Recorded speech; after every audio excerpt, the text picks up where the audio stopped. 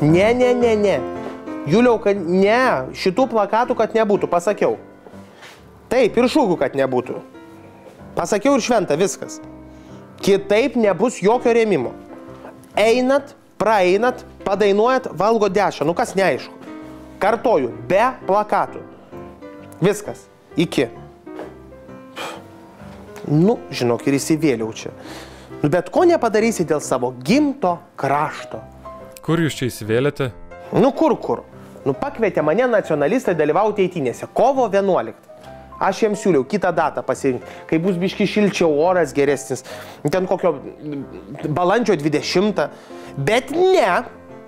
Jie, matai, užsispyrė, kad eis būtinai kovo 11 dieną. Nu, gerai. Tegul eina, kas man darbo. Aš tai pasakiau, kad tikrai neisiu ir taškas. Jums nepakeliui su nacionalistais? Nu, pakeliui, bet per toli. Aš tokio atstumo pieškom nevaikštų, žinau. Per visą prospektą. Nu, kur čia matyta? Tai sutarėm, kad paremsiu aš tas eitynės dešrom ir finansiškai. Bet su viena sąlyga, kad nebus tų plakatų ir šūkių Lietuva lietuviams. Tai kokios čia eitynės be šūkio Lietuva lietuviams? Tiesiog aš pastebėjau, kad labai didelę meslitos produkcijos dalį nuperka tautinės mažumos. Lietuviai yra itin neištikimi pirkėjai. Tai jie nuvažiuoja nusipirkti dešrų į Lenkiją. Tai jie pas kokią močiutę kaime, kurios, žinai, augina kiaulikės ir pridaro ten tų dešrų, lašinių, salsasonų visokiausių. Žodžiu, Lenkai, Rusai, Gudai ir kiti yra lojalūs mano klientai. Nu ir dabar įsivaizduok, nu kad plasdės tie plakatai Lietuva lietuviams. Nu juk ne,